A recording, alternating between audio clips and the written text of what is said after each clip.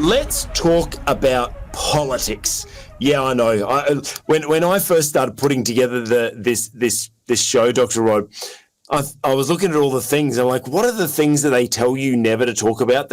So you never talk about religion and politics. And we have two of those topics, three of actually those topics that we talk about every week. But I actually really enjoy it. And I actually... because we're leaders in all different areas, and we're all called, and God has called us to lead in all different areas. And we hope that from this, we're speaking to people and helping inspire them to become leaders in different areas, in pop culture, in entertainment, in fashion, in media, and everything like that, or whether it be in politics. We need godly politicians. We need godly ministers and godly business people. And that's why we speak to all these different areas, because we want you to know that leadership doesn't just look like one thing. And godly leadership doesn't just take the form of pastoring, although that is still a very important part of leadership. And that's why we cover all these areas. And so one of those examples that I would say, look, obviously you never know until he's finished the race. The race that God has set out from him. Who knows what things he's got in his closet and everything like that. Like who knows? Because politics is, you never know what happens. But for now, seemingly, Governor Ron DeSantis, governor of Florida, seemingly seems to have his head screwed on quite well. Seems to be someone that, yes, he's under attack from the media, under attack from the system, and he's someone that is not just playing the game and submitting and everything. He is fighting back. He is someone that we saw through COVID fight back against all the lockdowns, fight back against mask mandates, fight back against all the pressure that was coming from the woke left and from the government and everything like that. And Florida was one of the most successful states in the United States during COVID and since. Ron DeSantis, I saw this interview that he did with Ben Shapiro the other day from the Daily Wire, and I was just blown away. And as always, all of the links of every article that we talk about, and usually I find most of these stories through a YouTube video, and then I find the article that they're referring to. And so both of those links are down below. If you want to read any of the articles or read any of watch any of the links, watch any of the videos, this interview between Ron DeSantis and Ben Shapiro was really powerful. I actually felt the way that he responded commanded confidence, right? He just made you feel like, I like this guy, right? I'm rooting for this guy. Like I was kind of, I don't want to let's throw it in. Like, obviously Trump, we know his challenges that he has and everything like that, but he did some good things, and who knows what's going to happen with him in the next race. He's obviously thrown his hat into the ring. But Ron DeSantis, when you see him talk and respond, and it's not just his answers, it's his stories from his life. And that's what I love, is he's not just doing talking points. He's sharing how he has lived his values. And he recounts in this interview about how he went to an Ivy League school, and the Ivy League was very left-leaning, and most people go through that and become influenced towards the left, whereas he actually stood up to the system, always fought against it, even from that young age, and then recounts all the times that he fights against the system to keep his values, or to keep strong to his values. Dr. Rod, first of all, he seems like he's pretty good. I just hope and pray he doesn't have any controversies come out and plague him. What's your take on Governor Ron DeSantis? Well, I actually listened to that interview at about 4 a.m. last Sunday, as a matter of fact, and I was very impressed. And a couple of things really took my attention. The first was how committed he is to family, because that was one of the reasons why he left Congress and sought office within Florida, so he'd be closer to home and family. And the second was that he's a principles-driven politician. Yeah. And we don't have too many of those in this day and age, where most politicians are what you might call professional politicians who are seeking to make a career of politics for the sake of having a career in politics, not necessarily for the betterment of the people. So my impression of Ron DeSantis is that he is in politics for good reasons. And he spoke about the influence of his upbringing, which formed the notion that the rights that Americans have are rights that are given to them by God and not by government. So one of his guiding principles is that in government, it is not the duty or the prerogative of government to proscribe fundamental human rights, because they're actually God-given, not man-given. And you don't see that a lot in politics, and even those politicians who may be motivated similarly, they don't always have the courage to actually speak out about it. So I was very impressed. I have been keeping a bit of an eye on him over the last few years, and he does seem to me to be a politician who has the courage to implement the fundamental principles in which he believes. And look, there must be a few people in Florida who agree with it, because he only just managed to win enough votes to become governor first time round. I think that was a margin of about 1%.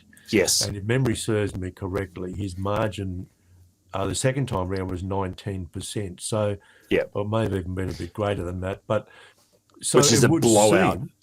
Pardon? Which is a blowout. Oh yes, it's a very significant vote of confidence in him.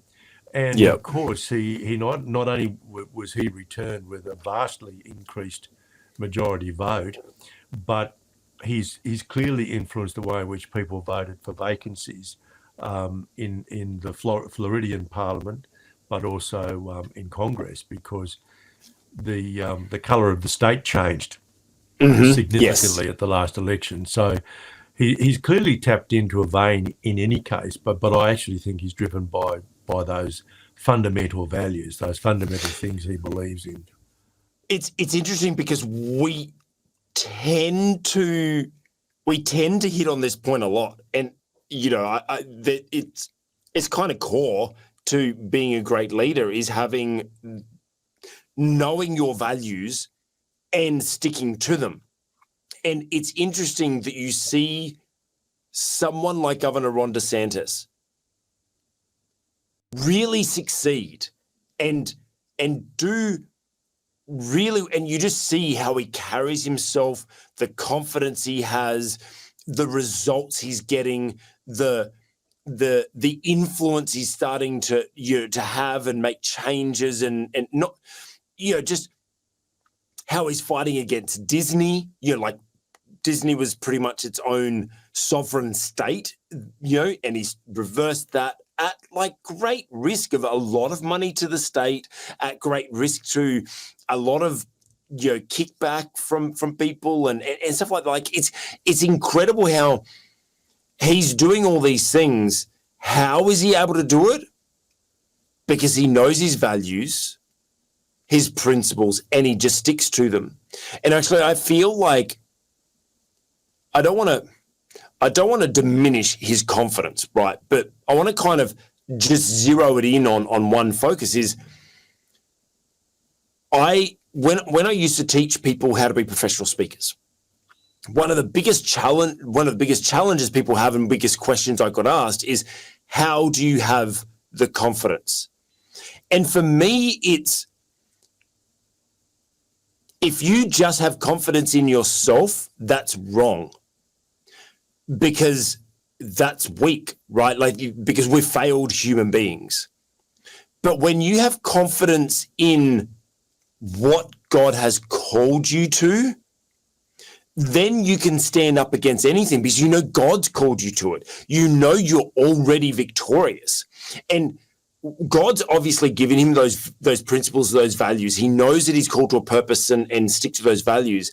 It's amazing when you know your values, know your principles, know what you're called to, how much confidence you can actually have, because there's not confidence in yourself, right? I have confidence in my values. I'm sticking to them. I'm not someone who wavers on my values that, oh, maybe I'll be influenced by this person and maybe this value is an iffy. No. I know my values, and it just makes it so much easier to stand up against opposition, to make decisions, to have confidence in your identity, because you know who you are. And most of the time when we're fighting, let me pose it to you who's watching, and I'll ask Dr. Rod this question as well, but do you have that much confidence in your values? Do you seriously have that much confidence in your values that you could stand up against the harshest attack and still stand strong, knowing that God has called you, knowing that God is going to back you, and that even if this thing fails, God still got you? Because just because we're called to something doesn't mean it's going to be successful, right? Like, it doesn't always succeed. Dr. Rod, obviously through this interview, Governor Ron DeSantis just repeatedly, just story after story of how he stood up against like the system or corporations or whatever, like Disney as one of those examples. And then how he stood up against this don't say gay bill and all that sort of stuff. When have you in your life actually had to make that stand about your values and had that confidence in your values to be able to make the tough decision against against popular beliefs or whatever? Well, there was one occasion, but it's probably not something I'd want to make too public because of the nature of or because of the whole circumstances, really. But it was a case. It was really a case of policy, which went against. It actually went against good standards of philosophy, apart from anything else. But it did go against biblical standards. It certainly did that, and I felt that I had to stand up against it. And as it turned out, I did prevail, but only for a short time. So, and of course, I don't have the kind of profile of someone like a state governor of the United States. And so I'm not called publicly to account for my position very often either. But that was one occasion, it's a few years ago now, where I absolutely felt compelled to speak out, and that there was no way I could actually agree to what was being proposed in terms of this policy, which was to be applied at a public university. And look, my views were listened to, and certainly the university decided not to go ahead with that particular policy. And that held for a time, but the situation is different now. And that was pretty hard. And I'll tell you, one of the things that made it harder than it might otherwise would have been is that there were other Christians who were at the same meeting who didn't speak up. And they came to me afterwards and said, "Oh, thank you for standing up. It was a good thing that you spoke up." But at the time, they didn't say, "Look, we actually agree with these points that Rod's making." That was a little bit of a disappointment. But look, I do understand it. It's pretty tough. It's very, very hard. And I know there was one other occasion when a group of Christian staff brought in a speaker on intelligent design. And that created a bit of angst amongst some of the scientists who were on staff. And I remember receiving a letter from a very senior person saying, you can't go ahead with this, it's going to ruin the reputation of the university, etc., etc. But nevertheless, I was within my authority to stop the event, but I didn't.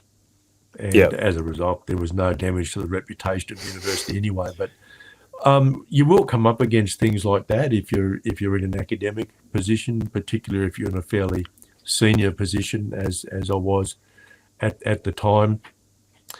But I understand why the other people reacted as they did, because they don't hold the same worldview that I hold. They simply don't agree with the position that I would take.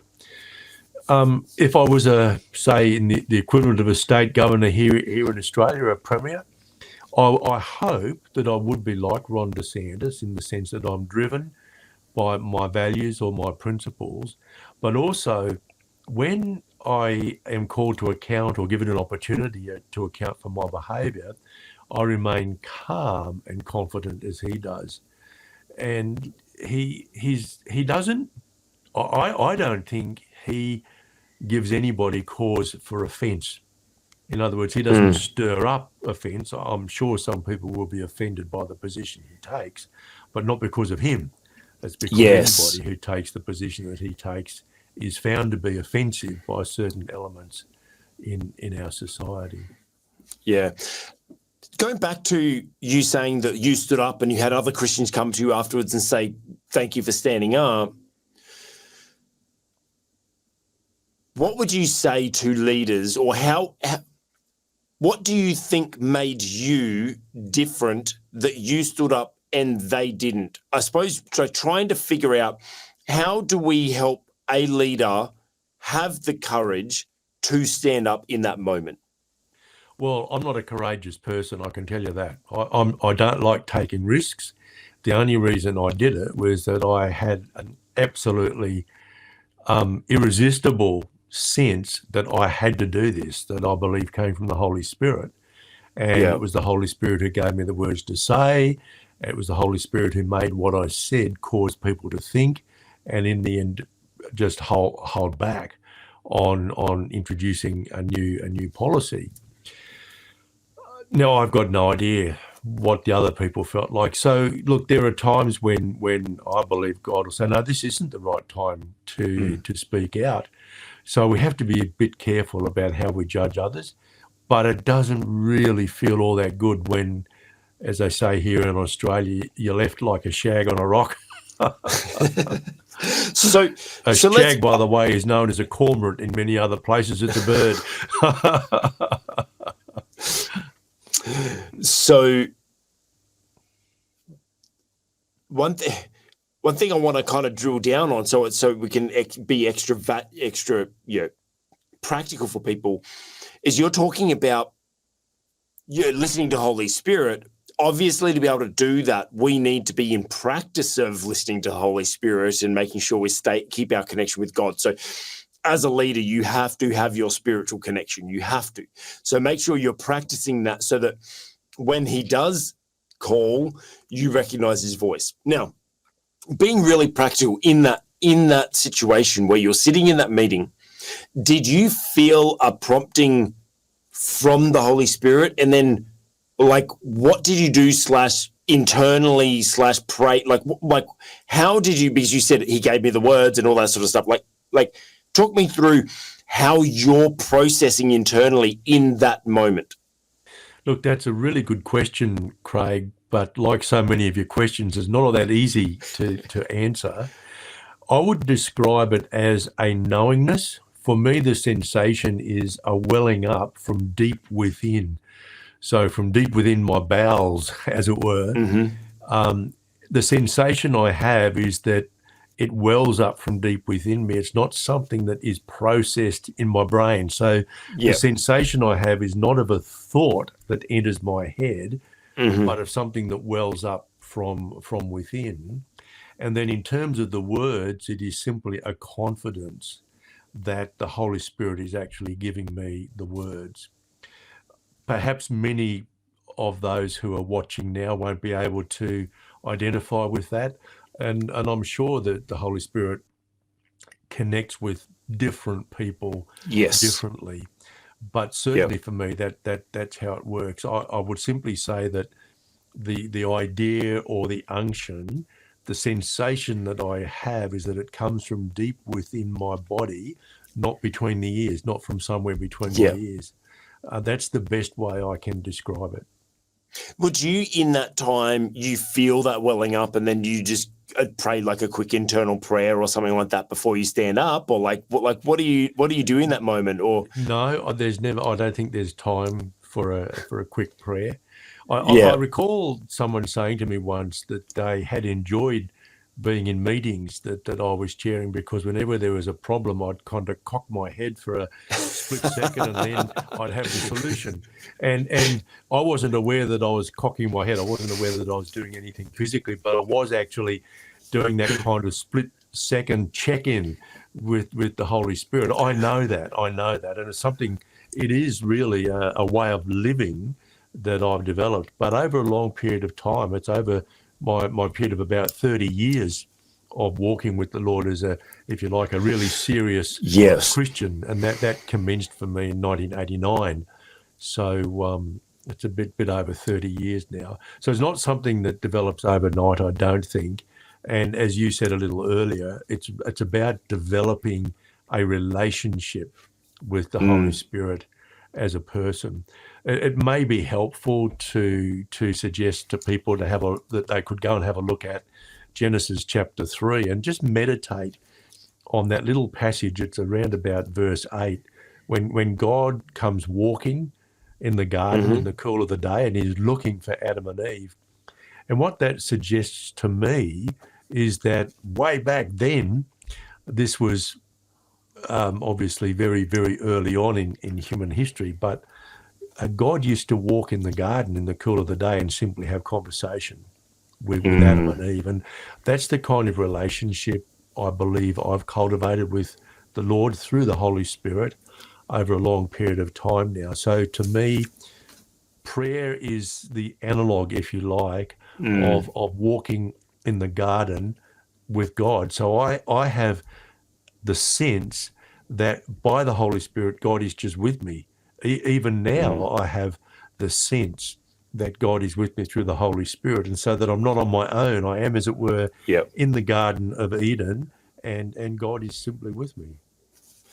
That's good. And so if you're a leader and want to connect to the Holy Spirit, cock your head sideways and close your eyes for a second.